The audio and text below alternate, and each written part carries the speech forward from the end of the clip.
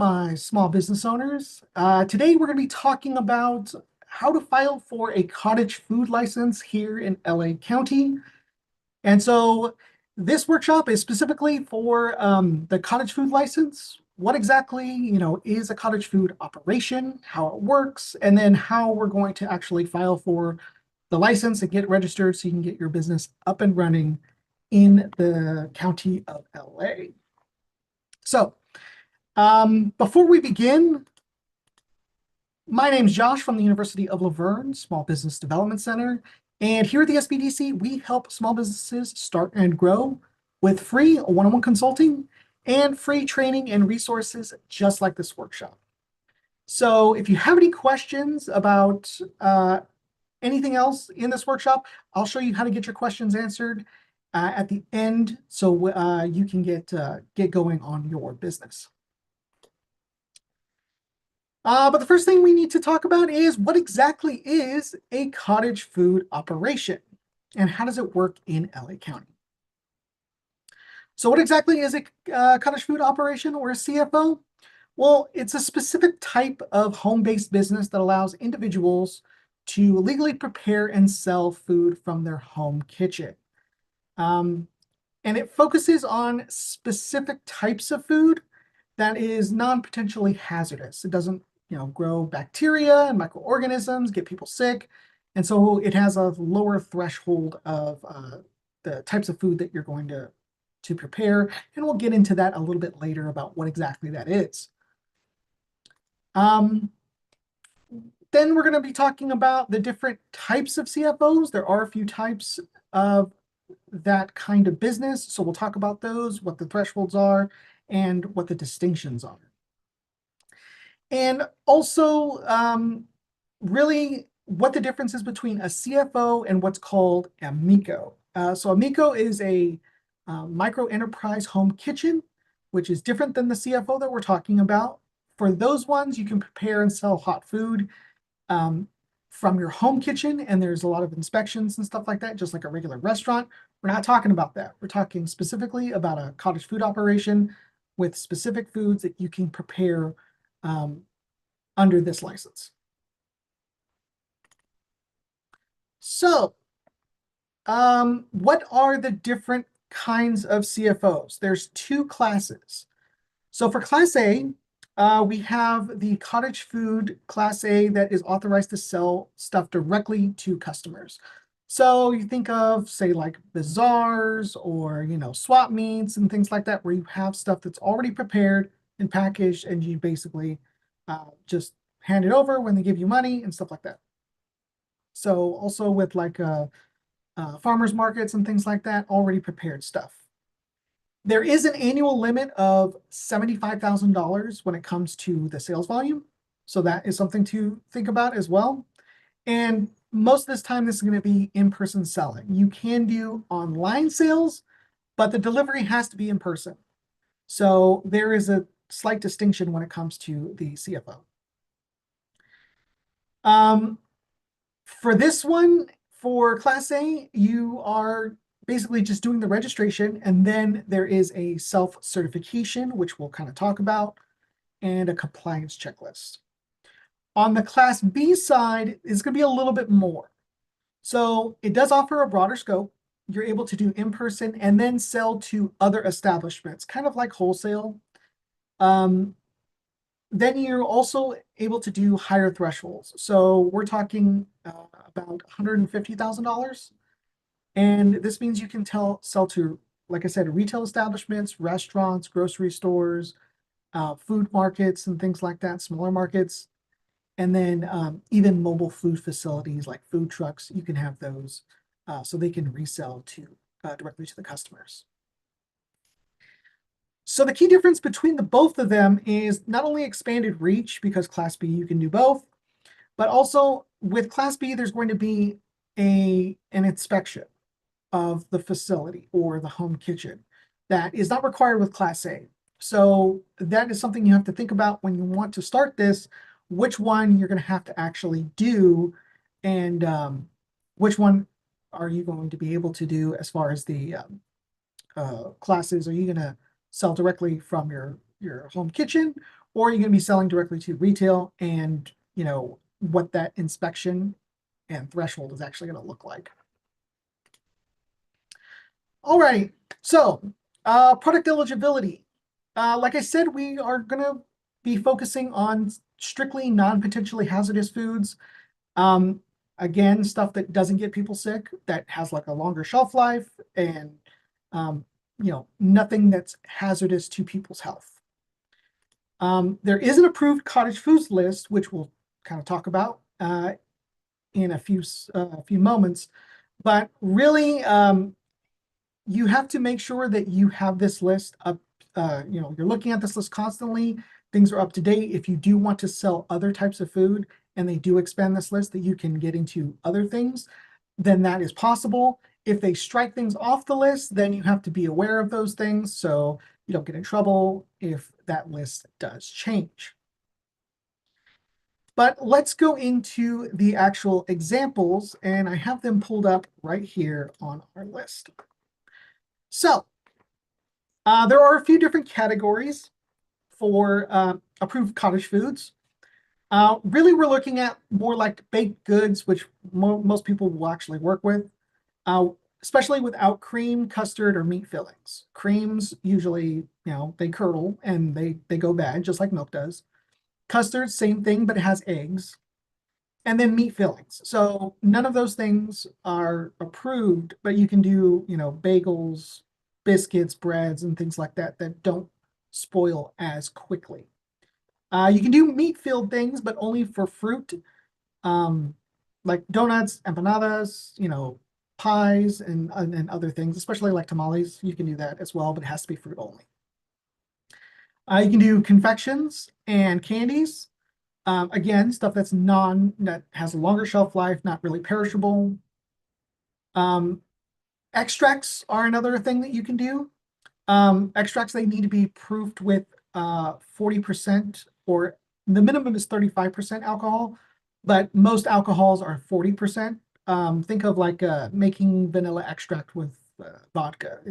That's a neutral tasting actual alcohol. So you can do all of those, and there are different types of the actual extracts. Then we have dried and dehydrated foods. So think of like bean soup mixes, baking mixes, things that, just add water, stuff like that. Or like granola or things that don't need any extras. Let's see. The other thing would be frostings, icings, and fondants. Again, things that don't contain eggs. Cream cheese. So like cream cheese frostings would not be on the list, but another type of frosting could be. Gum paste like fondants and other stuff like that can be, because they're not they have a longer shelf life and they're not perishable. They're not as perishable. The other thing is going to be honey, and honey needs to be pure, no additional ingredients.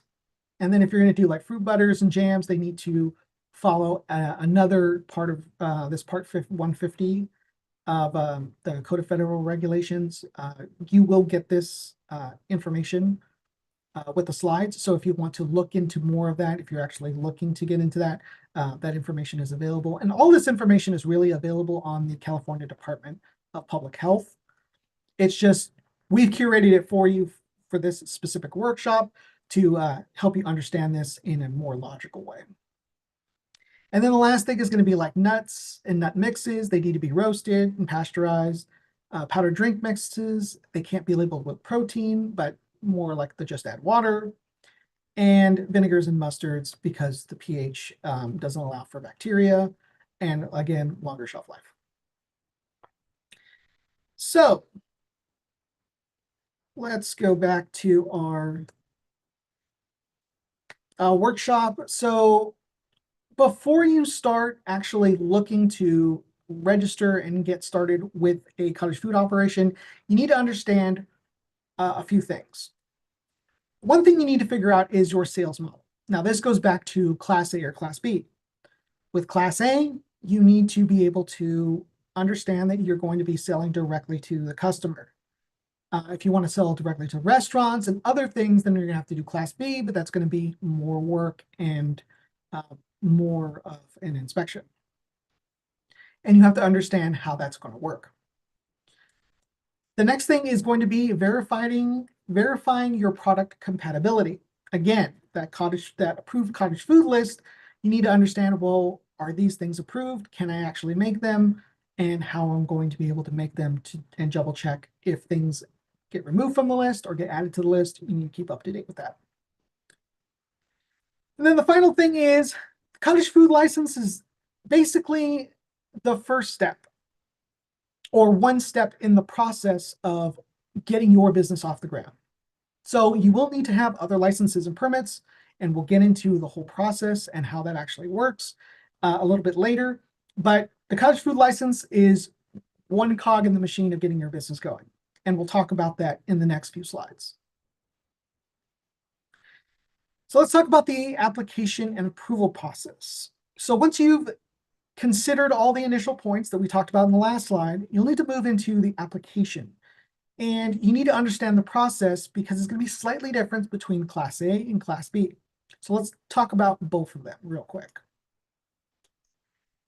So for Class A, and this diagram is kind of small, but we have it on, you can actually view it on the California Department of Health and LA County. But basically what it is it's going to be 4 steps. So one is you're going to register and submit your documents, and we'll go through that in a little bit later when we go through the demo. Then you'll pay your fee. Then the application will be reviewed.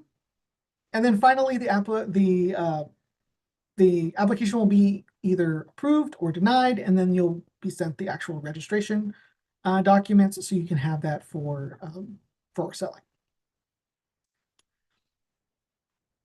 On the Class B side, there is a few more steps. So again, you're still submitting your documents, and you want to make sure you have all that stuff ready before you register.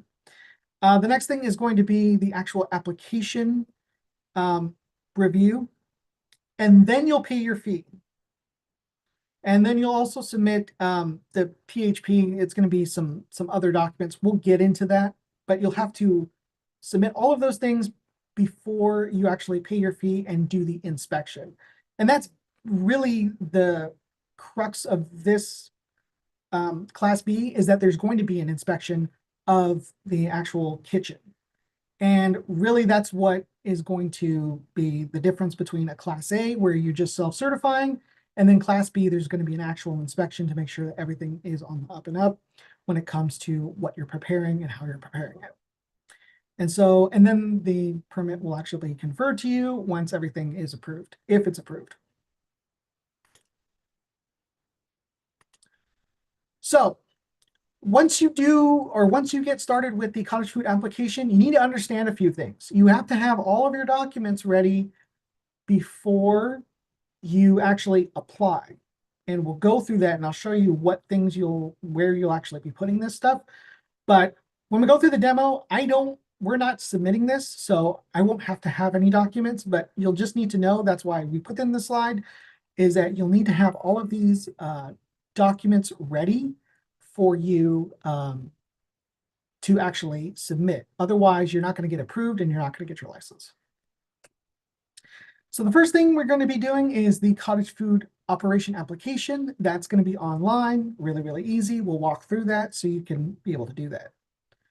The next thing is going to be proof of ownership. This means you're going to need to have your DBA, your LLC, any type of formation documents, forms of ownership, stuff like that. You'll need to have those, and we can kind of get into how the SBDC can help you with these. So for the other stuff, it's going to be food handler's proof card. You actually have to have a food handler card, and you have to have a certification course. And so that is a mandatory training requirement. So you have to have proof of that once you actually apply for the application. The next thing is going to be a sample product label. And so the product labels are required for all of your food products to be put on the packaging. And so you'll need to, there are specific kind of formats and what you need to have on those labels. And we can kind of get into that. I believe we have them. Let's see, labeling requirements. Here we go. So let's pull over here. So real quickly, there are labeling requirements for the cottage food. And so you'll need to have words made in home kitchen. It needs to be this type. You will need to put in whether you're going to be applying for Class A or Class B to make sure that it's compliant. And this is more of a actual the kind of a sample of what it's supposed to look like. In fact, let me do this because we can use this for when we submit it a little bit later. And then there's some other things, nutritional facts and stuff like that, ingredients and stuff like that. So this will be in, like I said, it'll be on the California Department of Public Health that you can access from a lot of the links that we're going to be having. But then the next thing is going to be the self-certification. So there is a certification checklist. So you'll need to make sure that you actually have that available and you meet all the criteria for Class A. For Class B, it requires an additional seller's permit.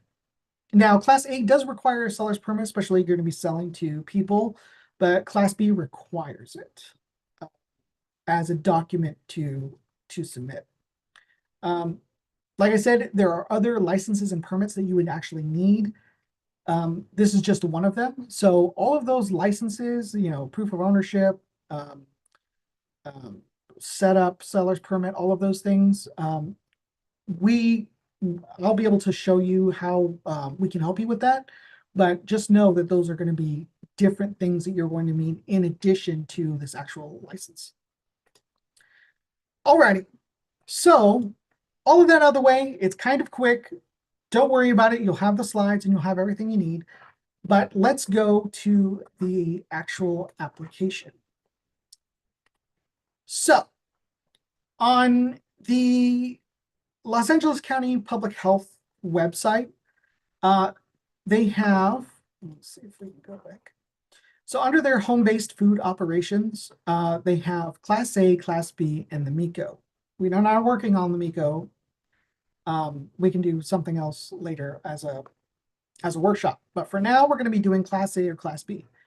Class A and Class B are basically the same. It's just going to ask you one more question. And so Class A is what most people are going to be doing. So that's what we're going to do. Again, there's a list of approved cottage food. That's where I got that list from. And also it gives you the information about all of this, the registration fee, and then also how the label works.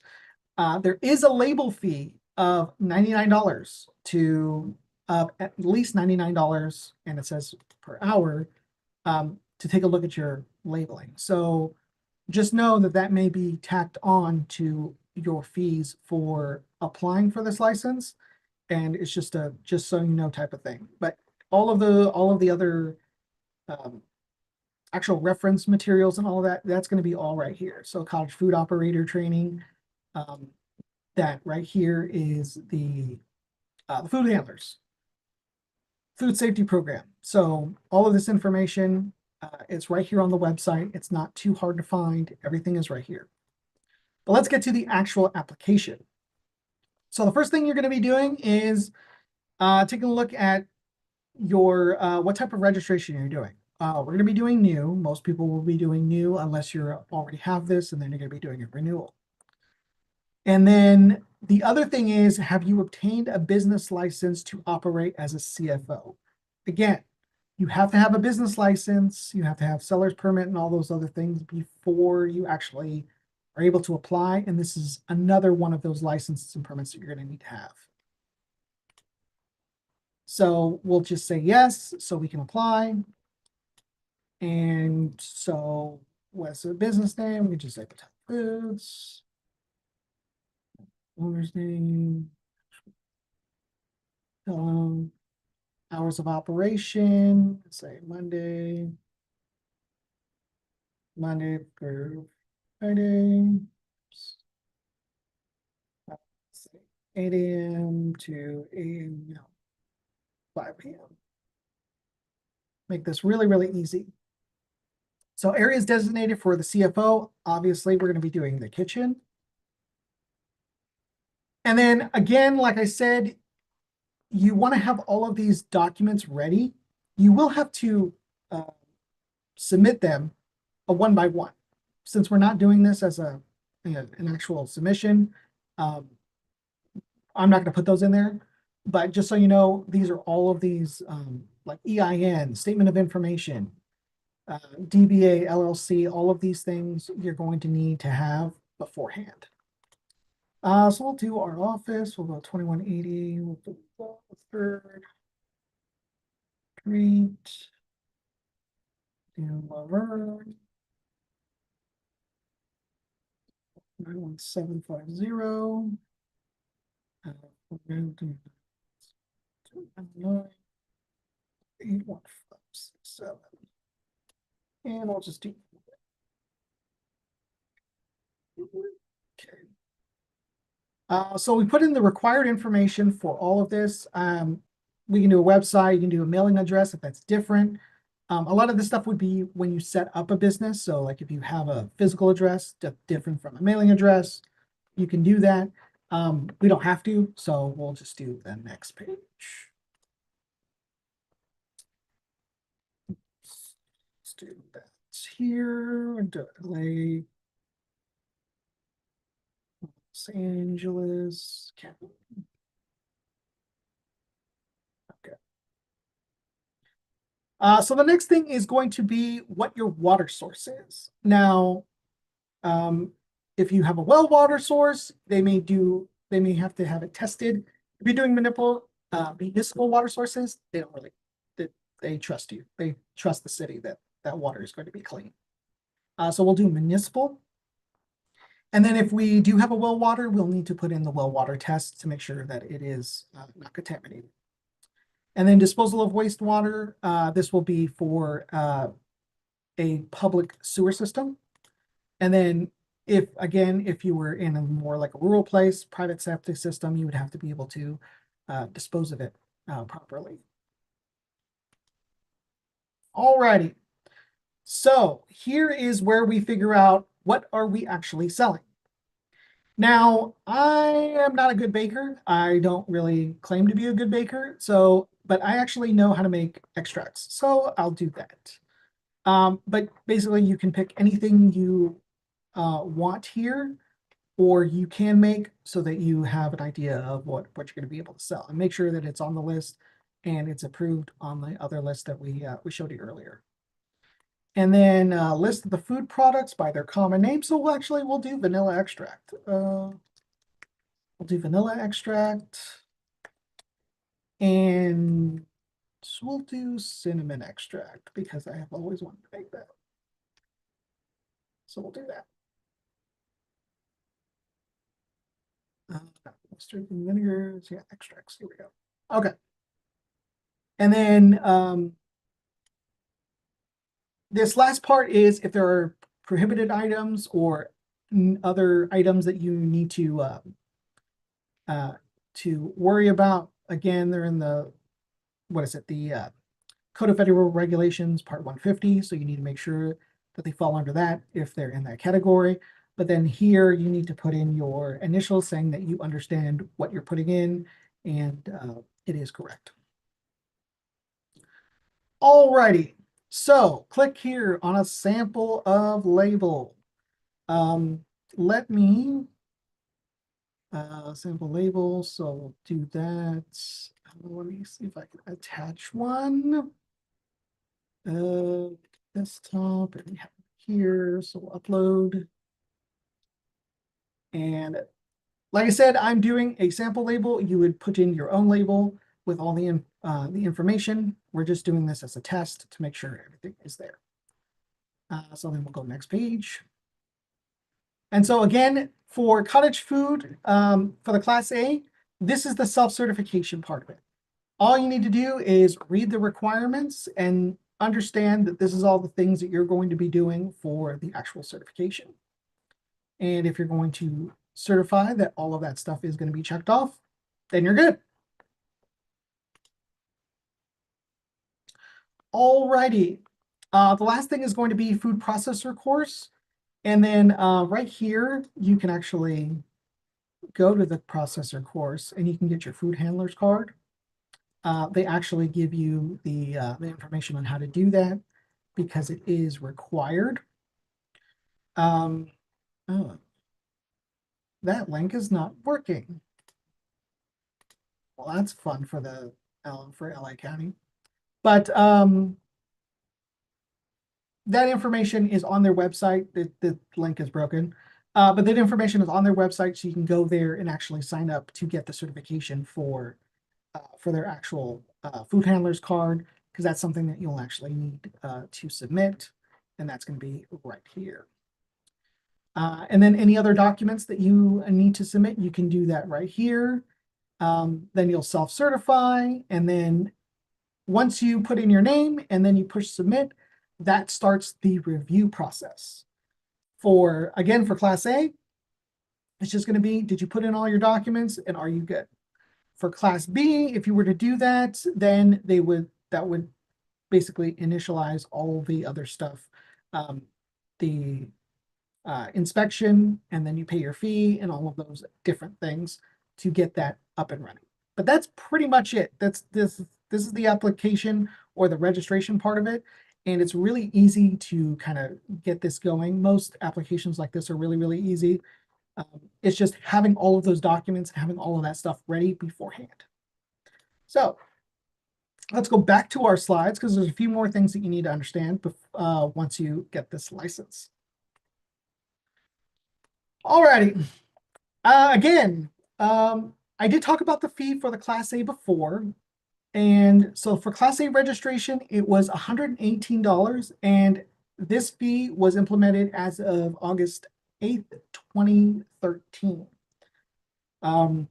So few back, it's, it could go up, but right now, it's $118 for the Class A. Now for Class B, it's going to be a little bit more. And then that's going to be $292 because there is also an inspection that goes along with it. So obviously it's going to be more money. There is a label review fee that I also talked about. Now, this is not just for Class B, it's also for Class A. So if they need to review your label, like it's a little bit more complicated and they're not really sure, they may call you or they may contact you to get a little bit more information about those labels. And that might be an additional cost for that whole back and forth and diving into exactly, does this label meet the qualifications? So you want to make sure that you actually have that stuff ready and it's as simple as possible for the requirements. So to make sure that you're not charged a bunch of money for a complicated label that nobody understands. The next thing, like I said, there is an inspection. So for Class B, there is an inspection. Class A, it's just certifications. For Class B, it is mandatory. So if you are pursuing the Class B permit, you want to make sure that you are going to be able to do the home inspection. Everything is clean, everything's organized. I don't really have any tips on how to make it a little bit better for the inspector who's coming by, but it's really just to make sure everything is, clean and working order so that you're able to get approved. The next thing, I guess, is going to be the food safety training and labeling compliance. So the food processor training, again, is going to be the food handler's card. That's a lot of I think it's a 3-hour course. I've taken it myself before. And it's really, really not that hard. But then you'll need to re-up that certification, I believe, every 3 years, as long as you're operating, to make sure that that is up to date and make sure that you are up to date on all of your safety and cleanliness and all that other stuff. The next thing is going to be other training courses. So there are other training courses that you can do. Let's see. Um, so, like I said, the County of LA has their food training portal that had a broken link. They also what are called ANSI accredited food handler courses. I believe one of the other ones is called like ServeSafe, which is a food training course. So if you find one that you're actually able to do, that doesn't cost a lot and minimal cost, and it does come in a bunch of different languages if you speak Spanish or English or anything else, you might want to take those courses to make sure that you understand, again, the approved training uh, for food handling and preparation and stuff like that. But really, it's just kind of food safety and making sure that you are compliant, especially if you have a cottage food operation.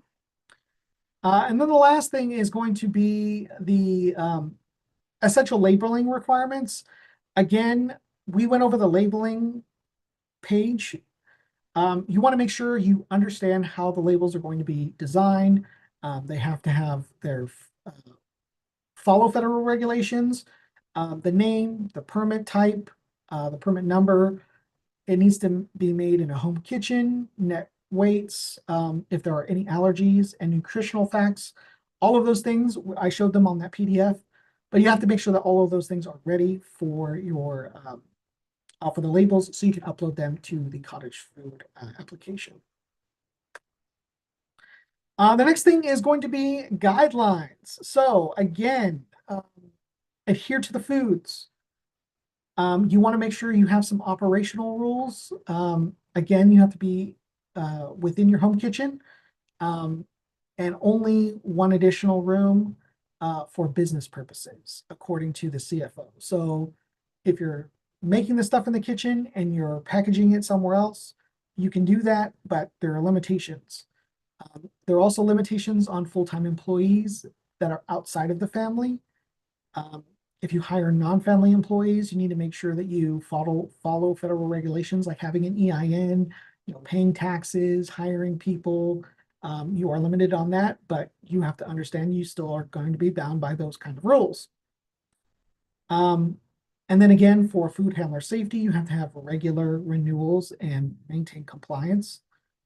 Um, for the initial inspection for the Class B, that is not the only thing that you have to do. You may have to do multiple inspections or do renewals when you have that stuff uh, approved and you are a Class B. You may have to have uh, renewal inspections every year, every couple of years, I believe, to make sure, and I believe it's annually. So every year when you renew, then you'll have to do a new inspection to make sure everything's in compliance.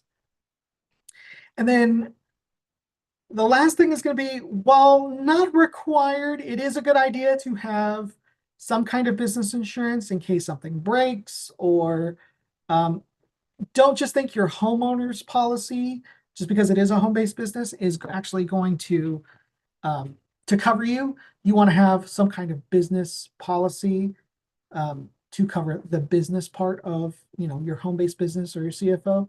And so you want to make sure that you actually have those things um, together and ready for business, just as if you were a regular business and you had an office somewhere. So you want to make sure you have that. You're protected yourself. Um, Alrighty, so takeaways. The Class A allows you to sell directly to consumers. Class B, you can actually do it to consumers and sales. So you want to make sure that you know which one you're going to pick for your type of business before you even apply, um, just so you know that you are in compliance with the rules and that you're able to do what you need to for running your cottage food operation. Again, you want to verify your eligibility, the product list, make sure that you are up to date on all of those things, make sure you are serving food that's not hazardous and growing, toxins and other things to make people ill. You don't want to do that. You want to make sure that you're in compliance and everything is on the up and up when it comes to stuff like that.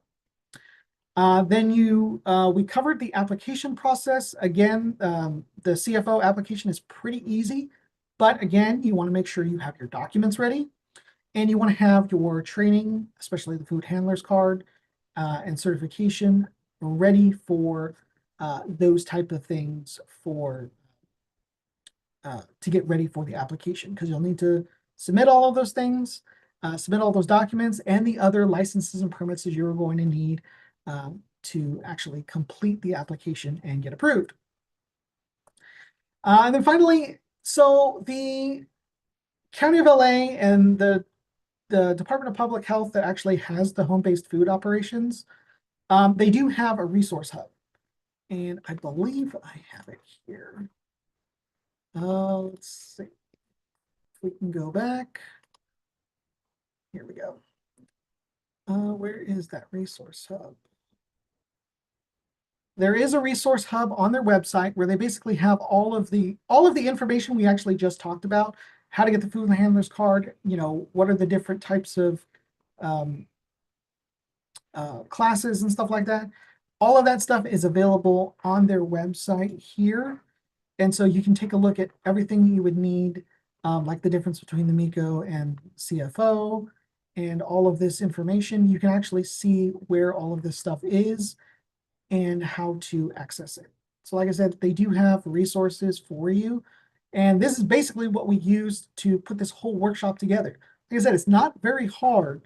It's just a lot of information to kind of look around, and a lot of people get confused about, well, what am I looking at? How does all this stuff work?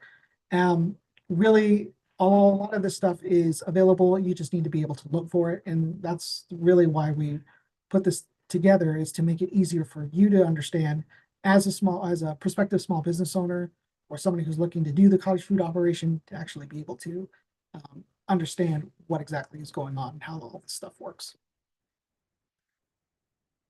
But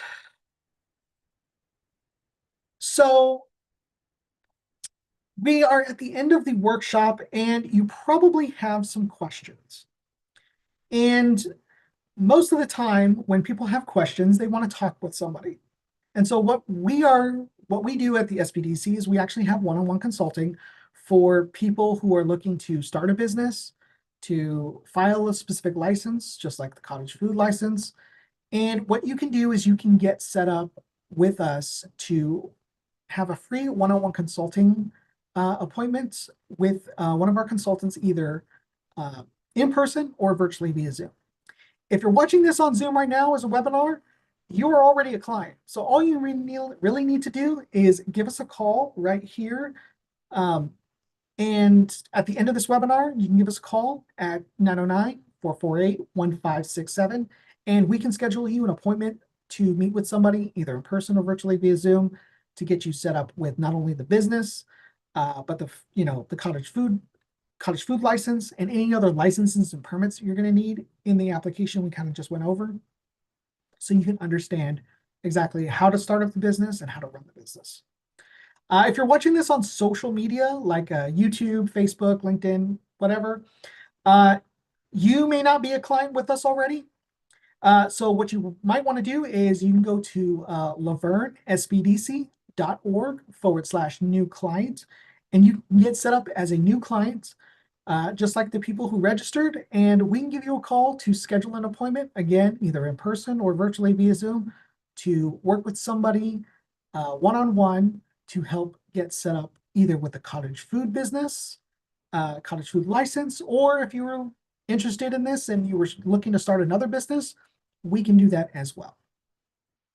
So we just want to make sure that you're able to sign up and you can talk with somebody. You're not alone. We do have a lot of consultants who are able to help you with whatever you need. But thank you for watching. Thank you so much for joining us. And then we will see you next time in our next workshop. Bye.